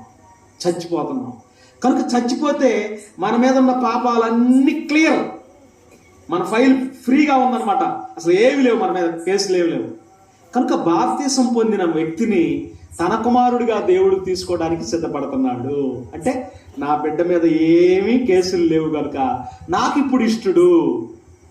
తన ప్రియ కుమారుని యందు విశ్వాసం ఉంచుట ద్వారా తనని కుమారునిగా స్వీకరించాడు. అంటే బాప్తిస్మంలో ఏమైపోద్ది అంటే మన ఫైల్ క్లియర్ అయిపోద్ది. అసలు ఇతని మీద ఏమి లేవు. అప్పుడు దేవుడు తన కుమారునిగా స్వీకరించాడు. ఇలా యేసుక్రీస్తు ఈ భూమి మీదకి వచ్చి మధ్యవర్తిత్వం చేశాడు. మధ్యవర్తిత్వం చేయడానికి మునుపు దేవుడితో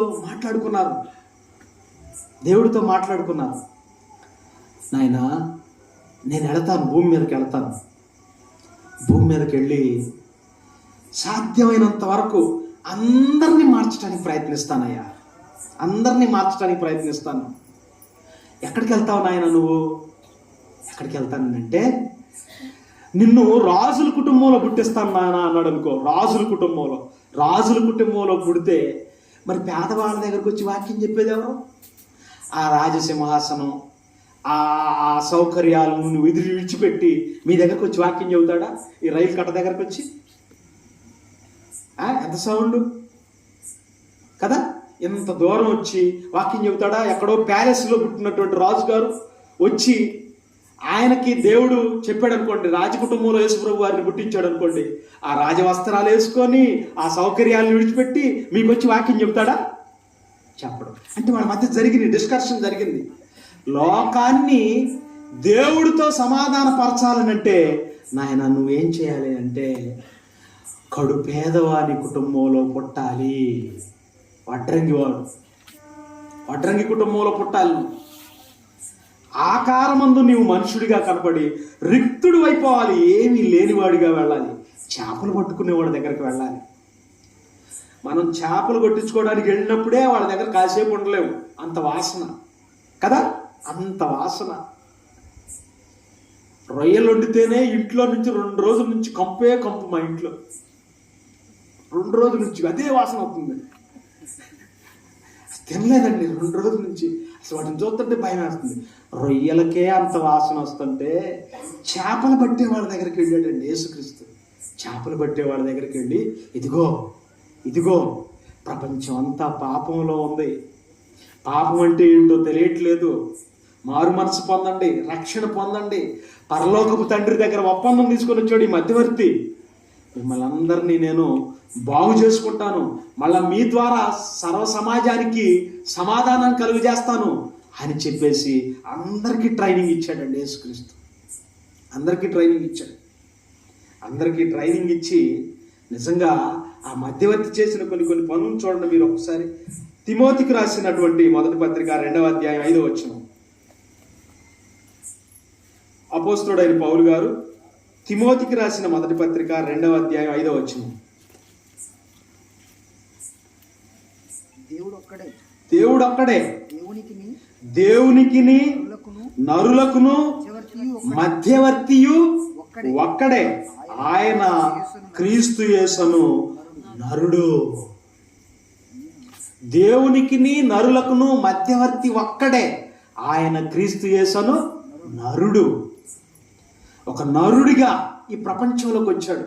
ఈ ప్రపంచంలోకి వచ్చి ఇదిగో ఆయన దగ్గర మాటలన్నీ సమాచారం, ఇదిగో ఈ లోకం ఎలా ఉంది, ఎప్పుడు ఏమైపోతారో తెలియదు, మీరు ఈ ఆత్మను విడిచిపెట్టిన తర్వాత మీరు ఏమైపోతారు, ఈ శరీరాన్ని విడిచిపెట్టిన తర్వాత మీరు ఏమైపోతారు, ఎక్కడికి వెళ్తారు, మీ గమ్యస్థానం ఏంటి, ఇదే నిజమని బ్రతుకుతున్నారా, మారు మనసు పొందండి, రక్షణ పొందండి అని చెబుతూ చెబుతూ చెబుతూ అని కింద చూడండి, ఈయన అందరి కొరకు విమోచన క్రయధనముగా తన్ను తానే సమర్పించుకొనెను. విమోచన క్రయధనముగా తన్ను తానే సమర్పించుకొనెను.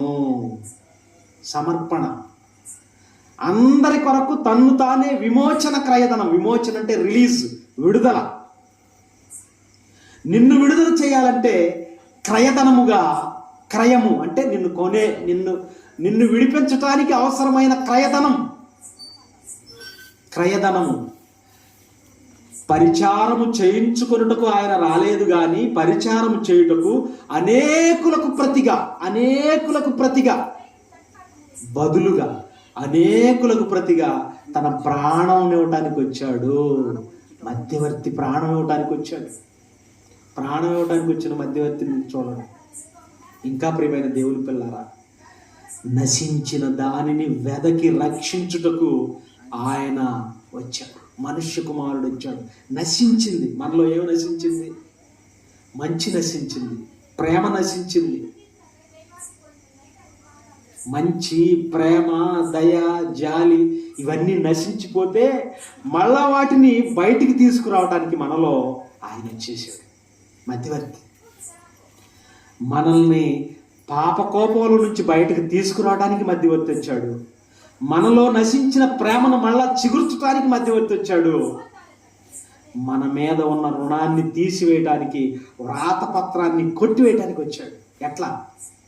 అప్పుడప్పుడు కొంతమంది దగ్గర అప్పులు తీసుకుంటాం కదా, అప్పులు తీసుకునేటప్పుడు ఏం రాస్తారు? Promissory note. ఏంటి? Promissory note. 50,000 తీసుకున్నాం. ఎవరు తీసుకున్నారు, ఎవరు ఇచ్చారు? పలానా ఆయన దగ్గర పలానా ఆయన తీసుకున్నాడు, ఇన్ని రూపాయలు వడ్డీ అని ప్రామిసరీ నోటు రాసి కింద సంతకం పెడతారు. ఇక్కడ సాక్షులు ఉంటారన్నమాట. సాక్షి సంతకం అంటే పలానా వ్యక్తికి డబ్బులు ఇవ్వగా, పలానా వ్యక్తి డబ్బులు ఇవ్వగా నేనే సాక్షినని సాక్షి సంతకాలు ఒకటి ఇద్దరు సాక్షులు ఉంటారన్నమాట అక్కడ. ఇప్పుడు కట్టలేకపోతున్నాడు. 3 సంవత్సరాలు అయింది, 4 సంవత్సరాలు అయింది, కట్టలేకపోతున్నాడు. మనీ కట్టలేకపోతే ఆ సాక్షి, ఆ మధ్యవర్తి, మరి నేను కట్టేస్తా లేరని ఆ పత్రాన్ని చించేశాడు అనుకోండి. ఇప్పుడు నీ మీద రుణభారం ఉందా అంటే ప్రామిసరీ నోటు మీద చించేశాడంటే, ఆ పత్రాన్ని చించేశాడంటే అతని మీద రుణభారము, లోన్ భారం అనేది లేదు. రుణభారం. మీరు ఇలా ఆలోచిస్తే యేసుక్రీస్తు వారు కూడా పరలోక ప్రార్థనలో పరలోకమందున్న మా తండ్రి అని స్టార్ట్ చేసి మీ రుణస్తులను మీరు క్షమిస్తే పరలోకపు తండ్రి మీ రుణాలని క్షమిస్తారు. క్షమించిన వాడికి అర్థమైపోద్ది అనమాట. క్షమింపబడిన వాడికి అర్థమైపోయింది ఎంత మంచి పని అండి, ఎంత భారం అండి. కొంతమంది అప్పుల భారంలో ఉండి ప్రాణాలు తీసుకుంటారండి. అలాంటి వాడిని క్షమించేవనుకోండి ప్రాణం నిలబడుతుందండి. అందుకని యేసుక్రీస్తు వారు మధ్యవర్తిగా వచ్చి ఏం చేశాడు తెలుసా? మన పాపాలు చూస్తే కోటాను కోట్లు. నేనే పాపం చేశానండి. అబ్బో చిన్న అబద్ధం ఆడాను, 100 రూపాయల కోసం అబద్ధం ఆడాను, అది 100 రూపాయల కోసం దొంగతనం చేశాను, నేను చిన్నయే కదండి అని నువ్వు అనుకోవచ్చు. అసలు పాపం అంటే ఏంటి? పరలోకపు తండ్రి సంకల్పం ఎరగకుండా ఈ భూమి మీద బ్రతకటమే పాపం. చెట్టు కాయ తినటం పాపం, టమాటాలు కోయటం పాపం.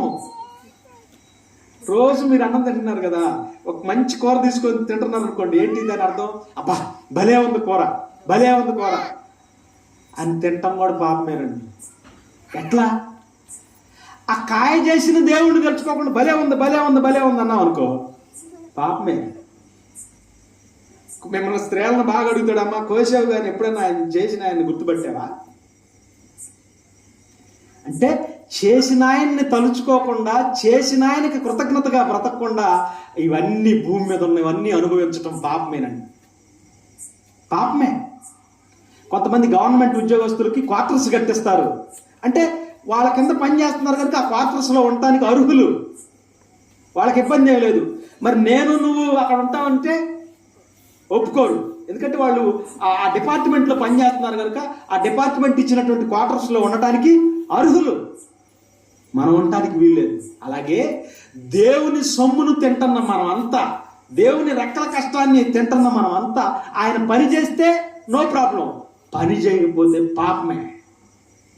ఆయన రక్షణ కార్యక్రమాలకు మనం వస్తే ఓకే, రాకపోతే మాత్రం పాపమే. మధ్యవర్తిగా ఉండి యేసుక్రీస్తు ఎంత ప్రేమను చూపిస్తున్నాడో 1-2 వచనాలు తీసుకుందామండి. చూడండి ఒకసారి. లోకాసు వార్త 13వ అధ్యాయం 6వ వచనం. లోకాసు వార్త 13వ అధ్యాయము 6వ వచనం.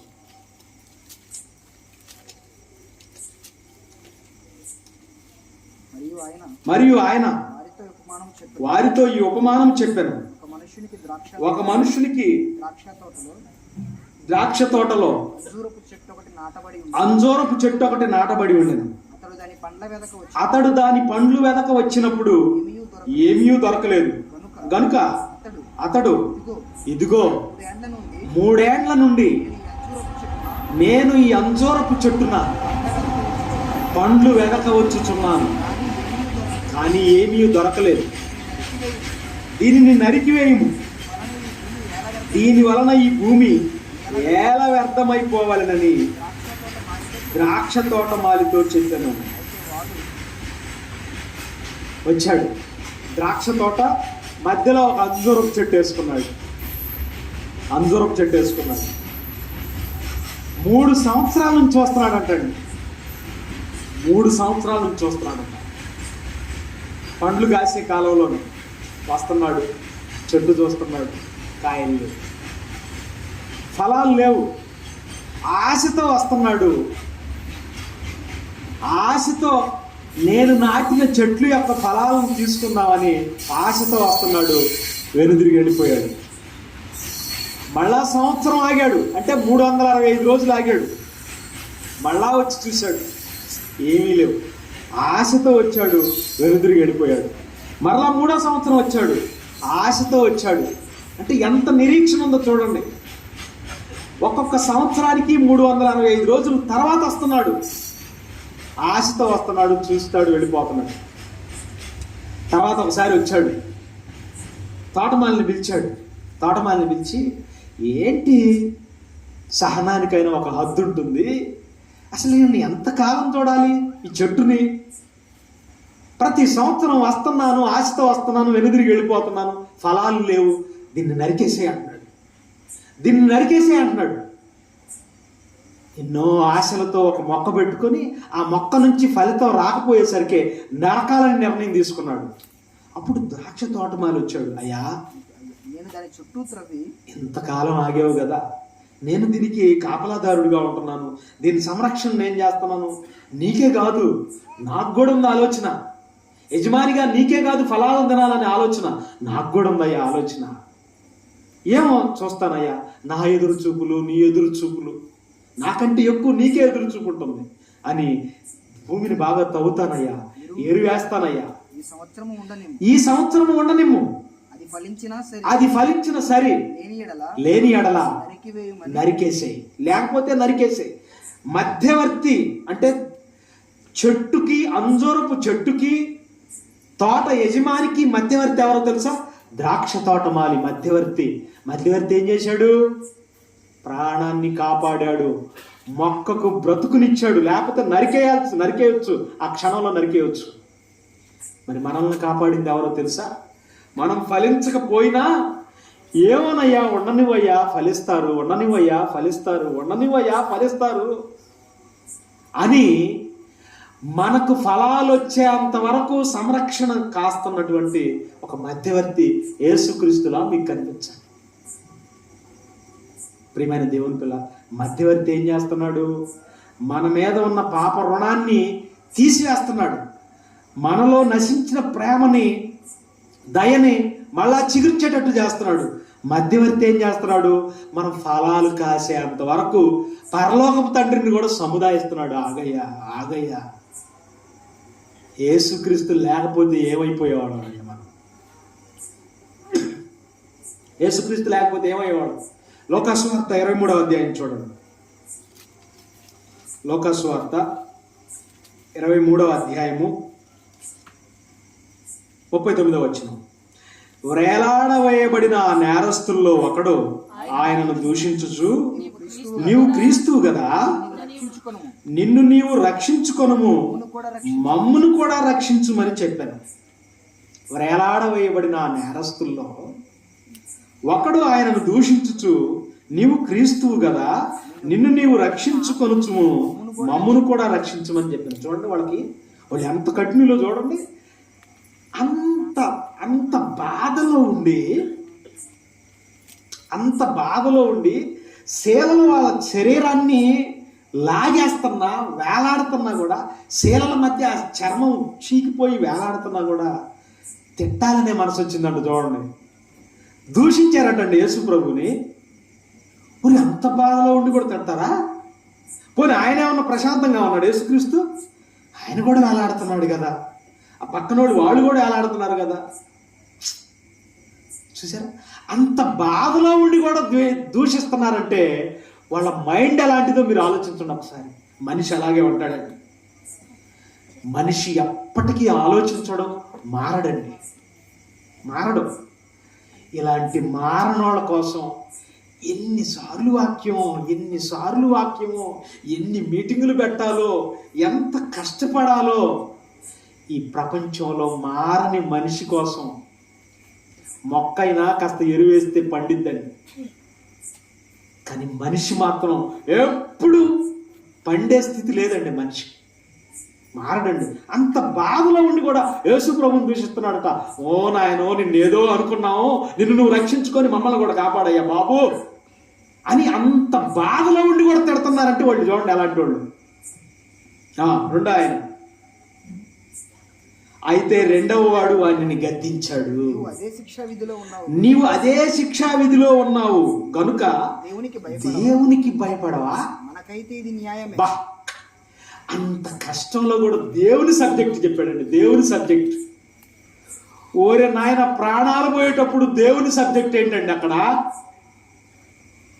అంత కష్టంలో ఉండి రోమా సైనికులు సిలువేస్తే శీలలు వారి దేహాన్ని చీల్చుతుంటే వేలాడుతూ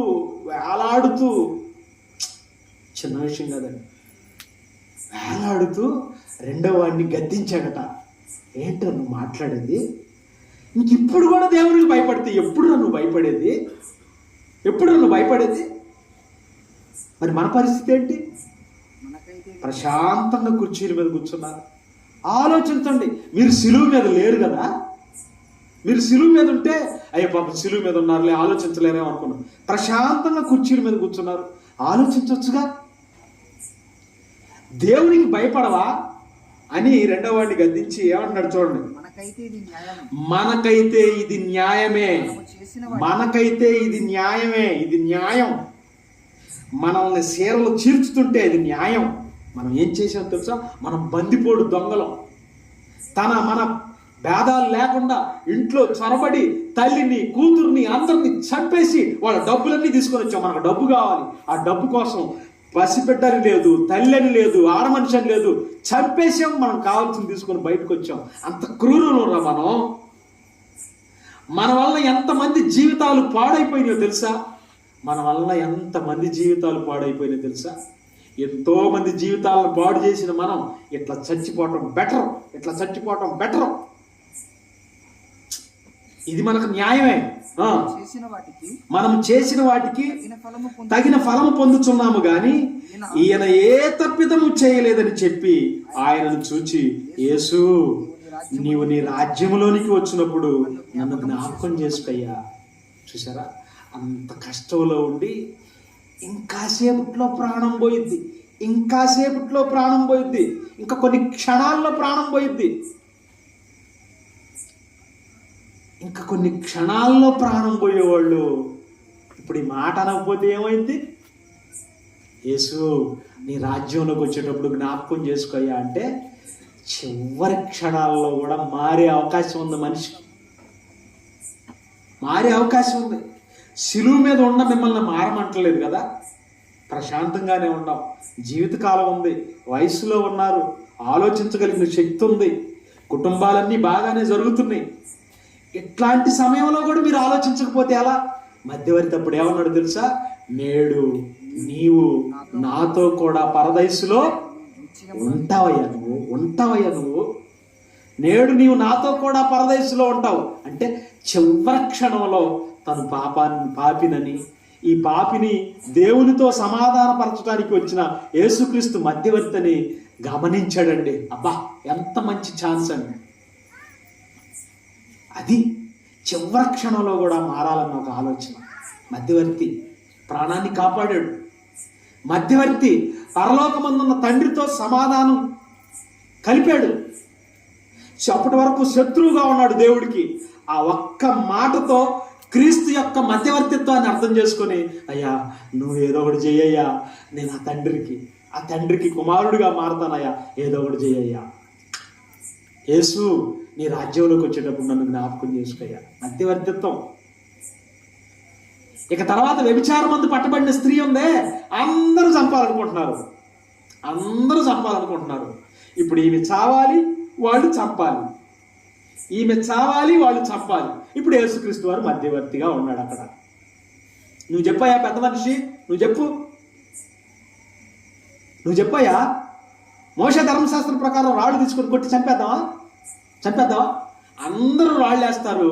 ఆమె చచ్చిపోయింది. ఆ నిలువెత్తు ఆకారం కింద పడింది, చచ్చిపోయింది. కానీ యేసుక్రీస్తు వారు ఏమన్నారు తెలుసా? మీలో పాపం లేనివాడు అడుగుతున్నారంట, ఏం చేస్తాం? నువ్వు ఒక్క మాట అంటే చాలు చంపేస్తావు, నువ్వు ఒక్క మాట అంటే చంపేస్తావు. చంపేయటం ఏముంది? ఎవడైనా చంపేస్తాడు. కానీ నిలబెట్టడం అనేది చాలా ఇంపార్టెంట్. అందుకనే యేసుక్రీస్తు వారు మీలో పాపం లేనివాడు మొదట ఆయన మీద రాయి వేయండి అన్నాడు. అనేసరికి చిన్నవారి మొదలుకొని పెద్దవారి వరకు అందరూ వెళ్ళిపోయారట. యేసుక్రీస్తు వారు ఒక్కడే మిగిలాడట. మిగిలి, అమ్మా ఎవరో నీకు శిక్ష విధింపలేదా? అబ్బా, ఆ మాట చూడండి ఎంత బాగుందో. అమ్మా, అందరూ మగ మహారాజులందరూ వచ్చారు. ఒక ఆడ మనిషిని మధ్యలో నిలబెట్టి తప్పు చేసింది చంపేయండి. తప్పు చేసిన వాళ్ళందరినీ చంపేస్తే ఇంక ఈ భూమి మీద ఎవరు ఉంటారు చెప్పండి? తప్పు చేసిన వాళ్ళందరినీ చంపేస్తే. యేసుక్రీస్తు అంత డెసిషన్ తీసుకొని వచ్చాడన్నమాట ఈ భూమి మీదకి. మనల్ని అందరినీ కాపాడటం కోసం ఒక మధ్యవర్తిగా నిలిచాడు. చంపేస్తారా చంపేస్తారా? అమ్మా, ఎవరమ్మా నీ మీద నేరం మోపిన వాళ్ళు ఒక్కళ్ళన్నా ఉన్నారా చూడమ్మా అంటే అందరూ పాపులేనమ్మా, నేను ఒక్కడిని మిగిలాను, ఒక్కడే మిగిలాడు, ఎవరునూ నీకు శిక్ష విధింపలేదా? అమ్మా వెళ్ళి పాపం చేయొద్దమ్మా. పాపం అనేది చాలా భయంకరమైందమ్మా, దాని జోలికి వెళ్ళొద్దమ్మా అని ఆ నిలువెత్తు ఆ ప్రాణాన్ని కాపాడి ఆమెకు బ్రతుకునిచ్చాడు. మధ్యవర్తిత్వం చేయమంటే ప్రాణాలను నిలబెట్టాడు. చూసారా, ప్రాణాలను నిలబెట్టాడు. ఇప్పుడు మనం కూడా యేసుక్రీస్తు వారికి రాయబారులు. వినండి, రాయబారం. ఆయన ఈ భూమి మీద ఉన్న ప్రజలతో చెప్పవలసిన సంగతులన్నీ ఇదిగో రాయబారం. ఇదంతా రాయబారం.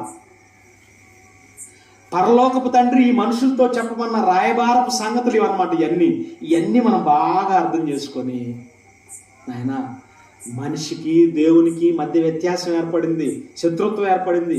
ఈ శత్రుత్వం నుంచి నువ్వు ఆయన సమాధానకరమైన చేతుల్లోకి నువ్వు వెళ్ళిపోవాలి అని మనం కూడా మధ్యవర్తిత్వం చేయాలి. ఇప్పుడు పాపికి పరిశుద్ధుడైన దేవునికి మధ్యవర్తిత్వం చేయాలి. ఇప్పుడు మనం మధ్యవర్తిత్వం చేసి వీళ్ళందరినీ కాపాడాలి.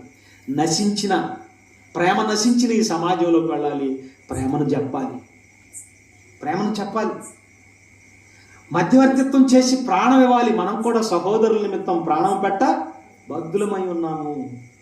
మధ్యవర్తిత్వం చేయాల్సిన వాళ్ళు మనం. పాపులను రక్షించుటకు క్రీస్తు యేసు లోకమునకు వచ్చెను. ఏంటి చిన్న విషయం అనుకుంటున్నారండి? పాపులను రక్షించుటకు క్రీస్తు యేసు లోకమునకు వచ్చెను. పాపులు అంటే అసలు దేవుడు గొడవ మాకు వద్దయ్యా బాబు, మీకు దండం పెడతావయ్యా. అరే సువార్త ప్రకటించడానికి వెళుతుంటే ఎన్ని బూతులు తిడుతున్నారండి పాపం. ఆడవాళ్ళని కూడా తిడుతున్నారు. ఆడవాళ్ళని ఏమా పర్లేదా మీకు, పర్లేదా మీరు ఇట్లా వస్తున్నారేంటి అని తిడుతున్నారు, తిట్టి పంపిస్తున్నారు, కొడుతున్నారు, బూతులు మాట్లాడుతున్నారు. అయినా కూడా పాపం చాలామంది ఓర్చుకొని వచ్చేస్తున్నారు. వాళ్ళని బాగు చేద్దామని మనం వెళితే తిడుతున్నారన్నమాట. పాపులను రక్షించుటకు క్రీస్తు యేసు లోకమునకు వచ్చెను. ఈ లోకం అనేది అతిపెద్ద హాస్పిటల్. హాస్పిటల్లో ఎవరుంటారండి? రోగులు ఉంటారు. ఈ లోకం అనేది అతిపెద్ద హాస్పిటల్. ఈ హాస్పిటల్లో ఆత్మను పాడు చేసుకున్న రోగులు ఉన్నారు. ఈ హాస్పిటల్లో, లోకం అనే ఈ హాస్పిటల్లో ఆత్మను పాడు చేసుకున్నటువంటి పాపులనే రోగులు ఉన్నారు.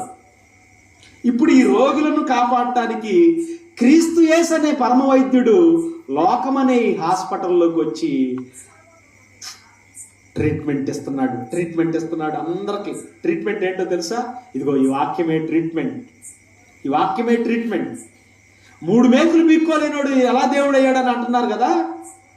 ట్రీట్మెంట్ జరుగుతుంది. అంటే యేసు ప్రభువుకు సిలువ వేస్తున్నప్పుడు ట్రీట్మెంట్ జరుగుతుంది. ఎందుకంటే మనకి చికిత్స, మనల్ని పాపం నుంచి బయటపడేయటానికి యేసు ప్రభు వారు ట్రీట్మెంట్ జరుగుతున్న టైం. నాకు ట్రీట్మెంట్ వద్దా, నువ్వు బయటకు వచ్చేస్తే మనకు రక్షణ వచ్చేదనా? చెప్పండి. ఇప్పుడు మీకు సెలైన్ ఎక్కిస్తున్నారు అనుకోండి. ఎందుకు ఎక్కిస్తున్నారు సెలైను? మీ ప్రాణాన్ని కాపాడటానికి సెలైన్ ఎక్కిస్తుంటే ఆ నర్సుని నెట్టి పడేసాం అనుకో పక్కకి. నిన్ను కాపాడటం కోసం సెలైన్ ఎక్కిస్తుంటే నెట్టేస్తున్నావు అనుకో, డాక్టర్ని నెట్టేస్తున్నావు అనుకో, నువ్వు ట్రీట్మెంట్కి సహకరిస్తున్నావా, ట్రీట్మెంట్ని నిరాకరిస్తున్నావు. నీకు జబ్బు ముదిరిపోద్ది. మరి యేసుక్రీస్తు సర్వమానవాళి పాపం పరిహరింపబడటం కోసం ఆ శిలువ మీద ఉండి ఎంత సహనాన్ని చూపిస్తూ, ఎంత ప్రేమను చూపిస్తూ చివరి క్షణం వరకు ఆ వ్యక్తిని కాపాడాలని ప్రయత్నించాడే. అదమ్మా మధ్యవర్తిత్వం అంటే. అది మధ్యవర్తిత్వం అంటే. లోకానికి అర్థం కాని క్రీస్తు మధ్యవర్తిత్వం. నశించిన దాన్ని వెదకి రక్షించడానికి వచ్చాడు. పాపులను రక్షించడానికి క్రీస్తు యేసు లోకానికి వచ్చాడు. మన మీద వ్రాతపత్రంగా, రుణభారంగా ఉన్నటువంటి ఈ పత్రాన్ని చించివేయటానికి వచ్చేసాడు. మన మీద పాప భారం ఉంది. భక్తిహీనత అనే తాళ చేత పోగు చేసుకున్నాం పాపాన్ని.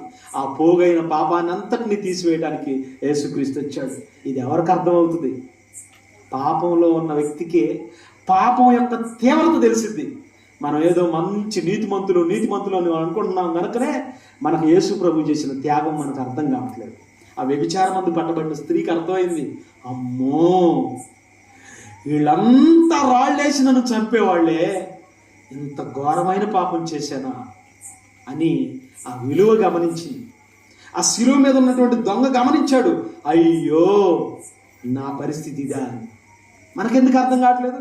పాపం అంతే ఈజీగా తీసేసుకుంటున్నాం కనుక మనకు అర్థం కాలేదు. అందుకనే లోకానికి ఇంతవరకు అర్థం కాల యేసుక్రీస్తు వారు చేసిన మధ్యవర్తిత్వం.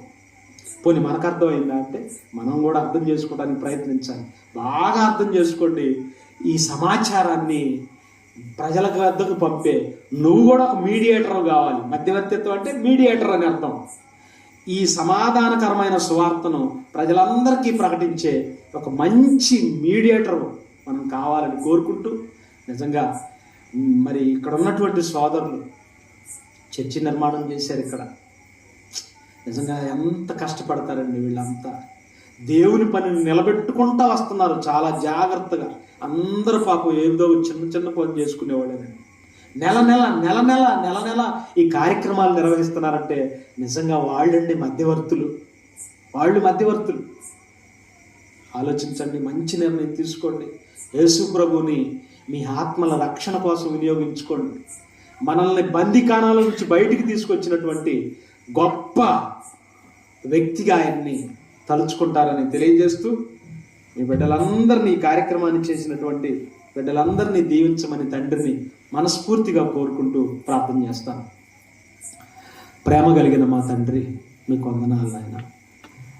ప్రపంచం అంతా కూడా ఆత్మను రక్షించే శక్తి కలిగిన వాక్యం, ఈ వ్యాక్సిన్ పాప రోగులకు నివారణ అయి వచ్చినా కూడా పట్టించుకోలేకపోతున్నారు. మమ్మల్ని సమాధానపరచాలని, పరలోకం నుంచి అన్నిటినీ కాదనుకొని ఈ భూమి మీదకి వచ్చినటువంటి యేసుక్రీస్తు వారి త్యాగాన్ని, ఆయన ప్రేమని చివరి వరకు అర్థం చేసుకోలేని ఈ లోకాన్ని చూసి మీరు బాధపడుతున్నారు. మేము కూడా ఆ భావాలని పుణికిపుచ్చుకొని మేము కూడా బాధపడుతున్నాం. బాధపడటమే కాకుండా మీ కన్నీటిని తుడిచే, మీ పిల్లలను మీ దగ్గరకు చేర్చే చక్కటి మధ్యవర్తులుగా మమ్మల్ని కూడా మలచమని కోరుకుంటూ, నాయన ఈ కార్యక్రమాలను జరిపిస్తున్నటువంటి కళాశాల, మిషన్ ఫారం కళాశాల వారిని దీవించండి.